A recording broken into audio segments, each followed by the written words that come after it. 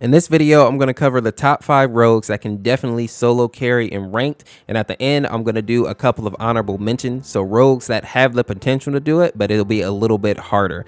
If you want to see daily Roko content, make sure to go ahead and subscribe to the channel and share this video out with your friends. Let's go ahead and jump right into it. The first rogue that we're going to start off with this list is going to be Ronin. Ronin is one of the best rogues in the game right now. Her versatility and strong kit makes her a must-have on most comp teams. Her ballistic knife has the ability to change the odds of any fight quickly, being able to be thrown at a person to deal a quick 125 damage, or she can use it as a trip mine to block off locations or catch people unaware, dealing 100 damage. Even if Ronin's knife doesn't kill a person, it at least makes you aware of the enemy's location. Now, the next thing I want to talk about for Ronin is Underground, which makes her hard to track down or locate. Now, she is a hard counter to people like Talon, who is going to be a huge pick in rank because of his ability to track people down, to locate people so easily. Now, Ronin is an excellent flanker or counter flanker because it's so hard to pinpoint her. And if you pair this with her KA30, she can easily and quickly turn a 4v4 into a 4v2. Ronin also has the frag grenade, which if cooked correctly can secure it down or even decimate a team. Ronin is definitely going to be a top pick for solo carrying in ranked mode. The next solo carry rogue is definitely going to be Dima. Dima has many of the same points as Ronin, but he does have a few differences here. His grenade launcher being the first one. His grenade launcher is going to be able to scatter the enemy team, which can easily get you a couple of picks or at least put some heavy damage down on the enemy team. And depending on the timing that you use the grenade launcher, you may even be able to secure a couple of down. Dima also has two of the best guns in the game right now, being the Mamba and the KA30, both of which just received buffs, which I'll be honest, the KA30 was already nasty, so now it's just even better. You're able to spray down for longer without losing that bullet accuracy, while the Mamba has had its range increase and allowed less horizontal recoil. This makes both of these guns ridiculous. The Mamba has always been a 2-burst headshot, so time to kill for these weapons very fast, can easily decimate a team, especially if they don't see you coming. Last point to make here about Dima are his perks. He is one of the few rogues that has the life drain replenish combination.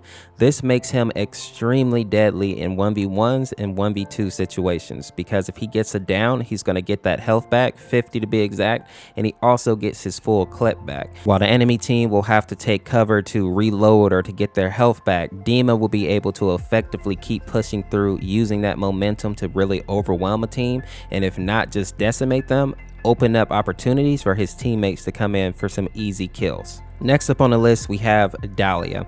While our first two rogues were praised for the ability to slay out, Dahlia is acknowledged for her ability to keep her team alive. Dahlia's ability Danger Close is going to be invaluable in ranked, especially when trying to carry teams through to that victory. Being able to res someone at range without even having to look at them is very powerful and very oppressive for the enemy team. I say oppressive because Dahlia is able to put down some pretty heavy covering fire while the enemy team may be trying to push in to secure their down. And Dahlia has a kit that is very good for stopping those type of pushes. Her smoke grenades, her MXR, frag grenades, these are all things that can make a team second guess trying to push in and secure downs. And even right now, while Dahlia has been glitched from time to time when it comes to linking on to people, her perk Lifeline still makes her a viable reser and healer in this type of arena, because she can get people up in 2.5 seconds. Even though she has to walk over there and do that, that is still very oppressive for the enemy team. That still puts a lot of pressure on them to be more aggressive to stop Dahlia from able to get her whole team up, right? So Dahlia is definitely going to be a hero or a rogue that can really carry a team through, just with the fact of keeping them alive so easily. Next up on this list, we have the Fixer. Fixer's ability to one-shot headshot or two-shot body shot a player is very oppressive, so very strong. The fire rate of his sniper will ensure that he can easily weaken or take out 2 potential targets on the enemy team. Pair this with the C4 and life drain / headstrong combination, Fixer is going to be a very unique rogue on the battlefield. He's going to be a rogue that has a lot of sustain, a lot of survivability, but also somebody that you can't simply ignore because he'll be able to punish and suppress the enemy team so effectively. opening opportunities to secure easy kills or simply turning the tide of the fight very quickly from a 4v4 to a 4v2. Now, this is assuming, of course, that your fixer is hitting those headshots or getting that double body shot in that quick succession. The last rogue on this list, and the most powerful rogue in terms of being able to solo carry, is going to be Phantom. A good Phantom can easily 1v4 a team. Phantom's potential for one-shots makes her extremely daunting, especially if she has allies that are still on the map. This isn't necessarily because she needs allies in order to really help her secure kills, or she needs people actually putting suppressing fire down. It's more like just for the distraction. If you give a good Phantom any opportunity, any opening, he or she is probably going to take that shot, get that down, and once that is secured, the frag grenade is coming in to go ahead and secure that. Definitely getting that kill, and if they're lucky, getting another person down because they're trying to go res that person, right?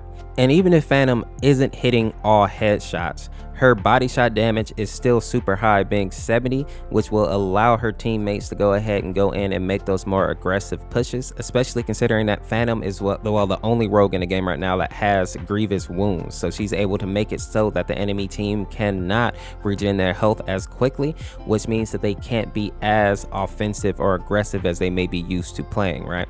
So even if Phantom isn't necessarily a crack shot, she still brings a lot of utility and support to the team, which will allow more people to get those victories to win out in those hard fought battles. Now, I have two people that I want to put as honorable mentions here, and I'm sure there's more, but I'm only going to do two.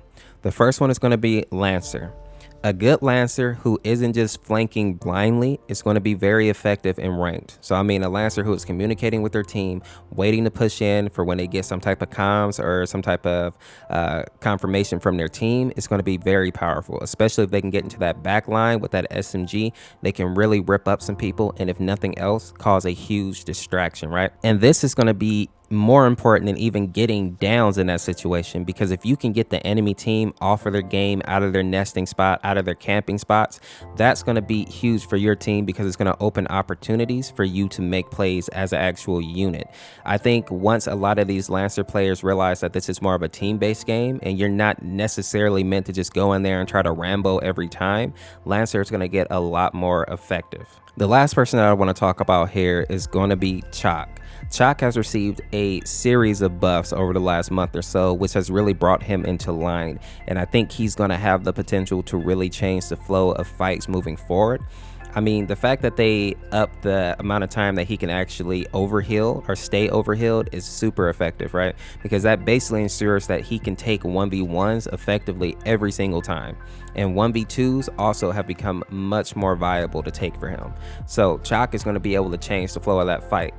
And then simply with his kit, like his SMG is one of the best SMGs in the game, hand down, just pound for pound. And if you are using the shotgun, the potential for it to one shot is very strong, or the 88 body shot at range makes it to where he can easily take down an enemy team. Now, the reason he wasn't in the top 5 though is because I feel like there are rogues that are just more consistently good, right? They're consistently better than Chalk is, even with his buff. Like Ronin, Dima versus Chalk, I'm always going to go with Ronin. I'm always going to go with Dima over Chalk. But I have to acknowledge that in these situations, Chalk can be very effective. Put down in the comments who you think will also be a huge pick for people who are trying to carry a team. So maybe you're in solos and you realize that your comms might not be all there. You're playing with people of different skill levels. Who are you probably going to be choosing in order to ensure that your team gets the dub, right? Even if you have to 1v4. I know for a lot of people that might be Scorch. For a lot of people that might be Dallas. I want to know what you think. If you enjoyed this video, make sure to drop a like, subscribe for more daily Roco content, and share it with somebody that you know. Maybe they'll get a kick out of it as well. Also, people, if you weren't in yesterday's stream, I'm going to be doing another stream soon here. It might be today or tomorrow, and I'm going to be giving away a fixer skin. I'm not going to put it in the title or anything because then people just come in and spam, but it will be there. 500 force to enter, so not too bad. Even if you don't have them yet, it still might be worth your time to go ahead and grab them now so you can get them for free and just have them waiting in your skin cache for later on when you finally do unlock them. In any case, people, if you made it to the end of the video, give me a peace down in the comments, and we will see you later with another video or live stream. This is Orsa Course. Thank you for watching. Peace, peace, peace, peace, peace.